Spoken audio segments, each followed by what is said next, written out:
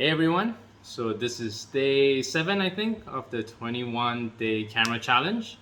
And today I thought of doing something a little different. And so today, what I want to do is a slightly longer video, and I want to talk about the 6 different types of leaderships or 6 different types of leaders. So first off, the first type of leader that we have is someone that we know as the unpredictable leader. The unpredictable leader produces hesitant followers.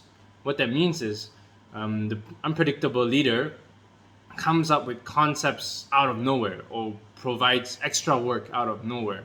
Let's do this idea or let's do that idea, and the team now has to hustle and work last minute or work late to produce the work or produce the result.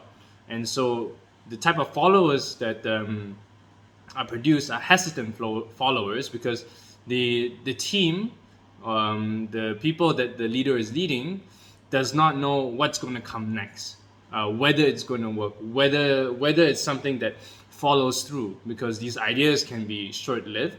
You could decide to do a project or event and never follow through. And so the unpredictable leader produces hesitant followers.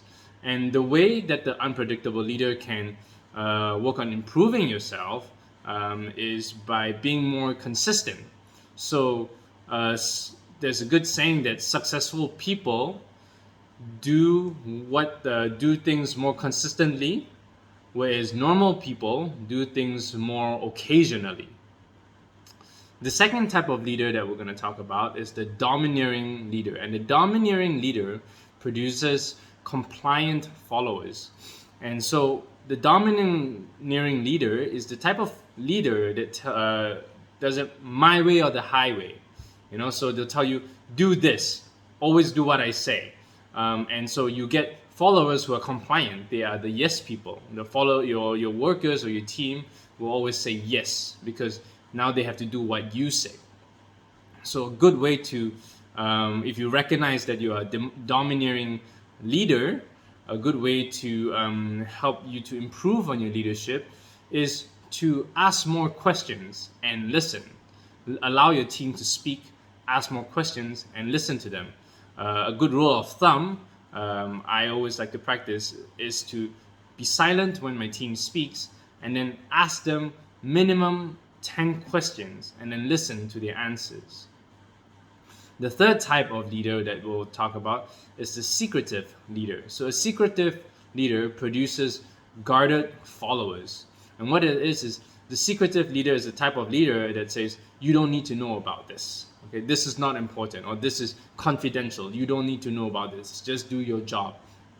So the problem with the secretive leader is the team is never involved in the process and they don't know what's going on. So they're always kind of left in the dark in some way or another, and that actually gives the team a lack of direction, right? So it will be very hard for the leader or the team to provide feedback in either direction, because the leader itself, because they're so secretive, they don't share feedback.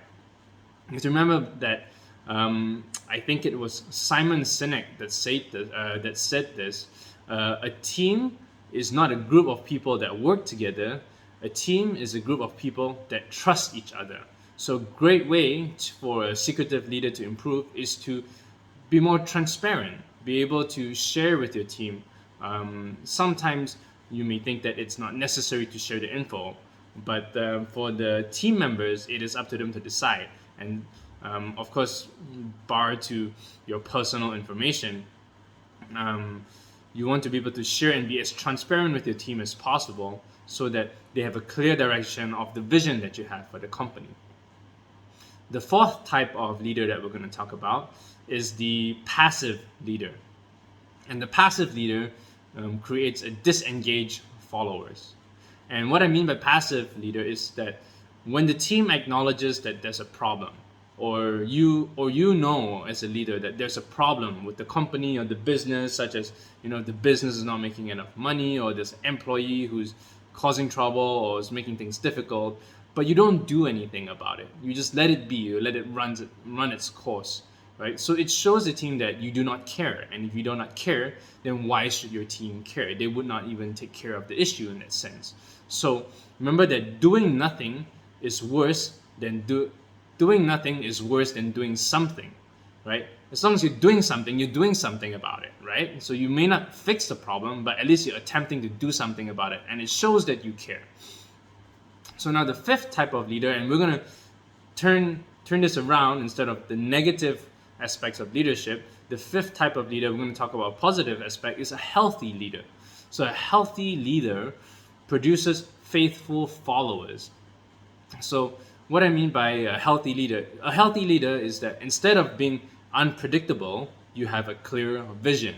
Instead of being domineering, you listen and you actively create collaborations.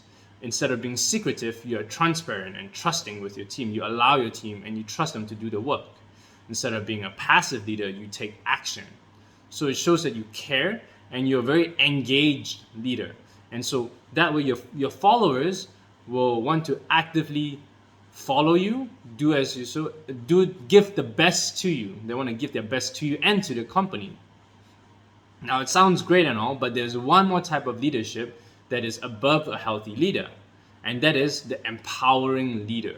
And the empowering leader does not just produce faithful followers, they produce other great leaders, right? So we're not just producing followers, you're producing great leaders. So the empowering leader does more than the healthy leader. They do everything the healthy leader does and more. And they empower the team to say yes and to make decisions. So a good way to gauge whether you are an empowering leader or your team is empowered is to ask yourself, how deep in your organization does your team have the power to say yes?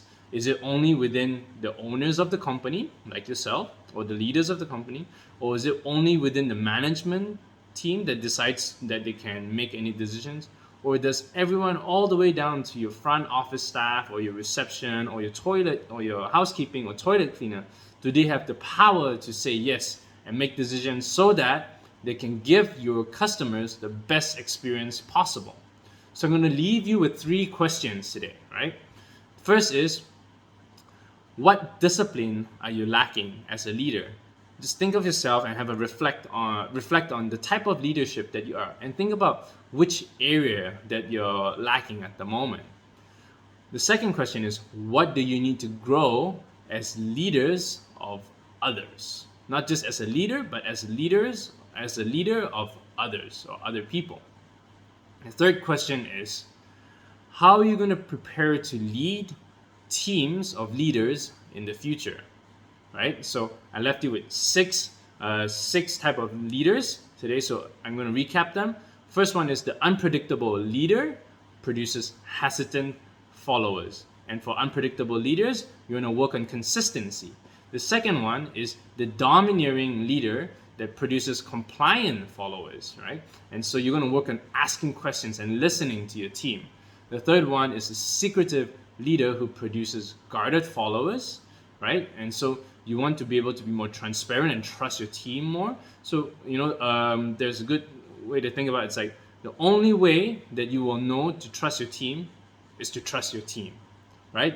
You just have to trust your team so that you'll know whether you can trust them.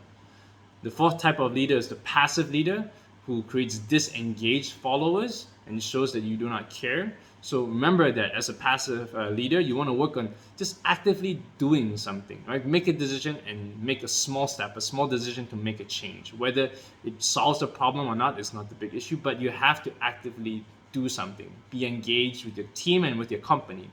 The fifth leader is a healthy leader that produces faithful followers. They do everything that you would want as a leader. They're clear in their vision. They create engagement and collaboration. They listen to you or to the team. They're transparent and trusting, and they take action. And the last type of leader, which is the best type of leader, is the empowering leader that produces other great leaders. So I'll leave that all with you, and have a great day, everyone.